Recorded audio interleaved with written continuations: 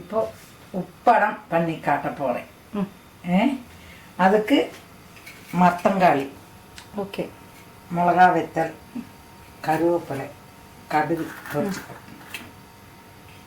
பெருங்காயம் நல்லெண்ணெயில் பொரிச்சு கொட்டிடுங்கோ. கொஞ்சம் வெல்லம், உப்பு, சாம்பார் பொடி, கொஞ்சம் மஞ்சள் பொடி, ஓகே, கொஞ்சம் உளுந்து பொடி நான் எடுத்து வச்சுருக்கேன். எங்கிட்ட இருக்கு. இல்லாதவா அரிசி பொடி வச்சுக்கோங்க. Okay okay. அது எதுக்கு பார்க்கல.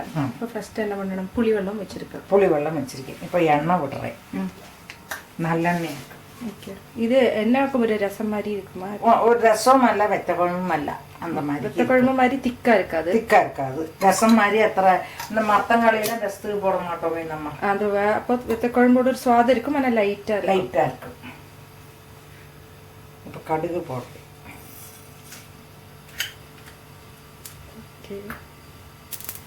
இப்போ வெடிக்கிறது கடுகு. மத்தங்காலியை போட்டுருந்தோம்.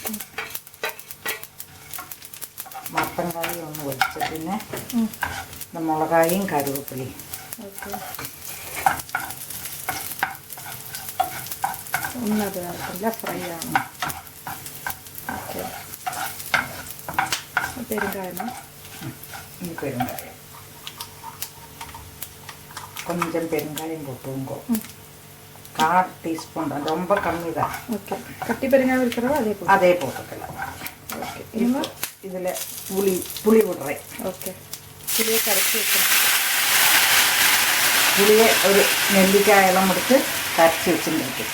அதை புளி வெள்ளத்தை விட்டுருக்கேன். இப்போ எத்தனை எடுத்த புளி? ஒரு நெல்லிக்காயோളം எடுத்து கரைச்சி வச்சுருந்தேன். அதை விட்டுருக்கேன். ஓகே. இன்னும் வேணா வெள்ளம் விடலாம்ல? ஆமாம், கொஞ்சம் வெள்ளம் விட்டுருக்கேன். வச்சுருக்கேன் கிளாஸில்.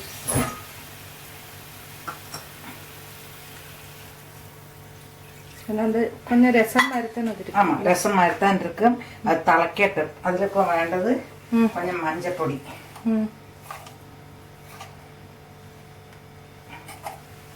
அப்புறம் ரசப்பொடி இருந்தால் ரசப்பொடியோ சாம்பார் பொடியோ இது இருக்கோ போட்டுமா, நான் சாம்பார் பொடி போடுறேன். ஓகே.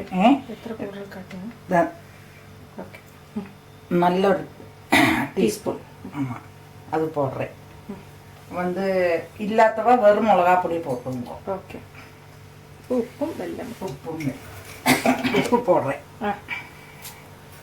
மணத்தங்காளியிலும் உப்பு இருக்கு. பார்த்து உப்பை போட்டுங்க. வெல்லம் ஒரு கஷ்டம் போடுறேன். ஓகே. வேணும்னுள்ளவோ வெல்லம் போட்டுண்டா வரும். വെല്ലം ടേസ്റ്റ് തന്നെ. ടേസ്റ്റ്. ഇനി അതൊന്ന് എല്ലാം തിളച്ച് വരട്ടെ അല്ലേ? വെള്ളമും വേണമെന്ന പാത്രത്തിൽ വെള്ളവും പാത്രത്തിൽ വിട്ടുக்கலாம். ഓക്കെ. ഒന്നാ ഒരു ഗ്ലാസ് വെള്ളം കൂടി വിട്ടിരിക്കേ. അത് ഒന്നാ തിളച്ചരച്ച് അപ്പോൾ 1/2 ടീസ്പൂൺ ഉളുന്ത് പൊടിയെ നന്നാ കരച്ചുകൊങ്കോ കട്ടയില്ലാതെക്ക്. കട്ട പോട്ടാൽ അതിൽ കട്ടയാക്കി 1/4 ഗ്ലാസ് വെള്ളം. 1/4 ഗ്ലാസ് വെള്ളം அந்த கட்டையில்லாக்கி நீங்கள் கரைச்சிக்கணும். கரைச்சிருந்தாக்கா அப்புறம் அப்படியே விட்டுடுவாங்க. இப்போ கரைச்சாச்சு நம்ம உளுந்து பொடி. அது இது வறுத்த உளுந்து பொடியாக்கும். ஓகே. இது இதில் விடுறேன். ஓகே. இப்போ நீங்கள் இதை கொஞ்சம் கூடி ஒரு டம்ளர் கூடி வெள்ளத்தை விட்டுக்கலாம். ஓகே. அது இந்த மாதிரி வெள்ளமாக தான் இருக்கும். உப்படம் சொல்கிறது இது ஒன்றா ஒரு நுரை வந்து இந்த ரசத்துக்கெல்லாம் ஒரு நுரையா வருது இல்லையா, அப்பளே இறக்கி விடலாம். ஓகே. உளுந்து பொடி வறுத்தது சொன்னല്ലോ, எப்படியாக்க அது இருக்கணும்? அதை சும்மா உளுந்தை வெறும் எண்ணெய் விடாதக்கு வறுத்து அதை பொடிச்சு மிக்சியில் போட்டு பொடிச்சு வச்சுக்கணும். Okay okay. அதை வச்சிருந்தா இந்த மாதிரி எதுக்கு? அதெல்லாம் பஜ்ஜிக்கு எல்லாத்துக்கும் போடலாம். இது வந்து இதுல எல்லாம் போட்ட வாசனையா இருக்கும். வறுத்தத்தினால பச்சையை போடுறதோட வாசனையா இருக்கும். அது இல்லாதவா அரிசி பொடியோ இல்லாட்ட கடலமா பொடியோ எதையாவது ஒண்ணு கலந்துவோங்க. கொஞ்சம் அதிகம் வேண்டாம், ஒரு 1/2 டீஸ்பூன் தான் போட்டுக்கணும். சரி. ஓகே. அப்போ இது ஒரு சின்ன கொதி வந்தாச்சுல? கொதி வந்தாச்சு, அவ்வளவுதானே? எப்போ நிறுத்துவோம்? இந்த ஒரு கொதி வந்தாச்சு நிறுத்தி விடுவோம். இந்த நுரைஞ்சு வர்றது இல்லையா, அது வந்ததும் சூடா சாத்துல பிசைஞ்சு சாப்பிட்றதுக்கு நன்னா இருக்கும். கலகல்லாம் நன்னா இருக்கும். ரசமும் எல்லாம் வெத்த குழம்பும் இல்லாத மாதிரி டேஸ்டா இருக்கும். ரொம்ப ரொம்ப டேஸ்டா இருக்கும். நிறைய பேர் கேட்டிருந்தா உப்படன்.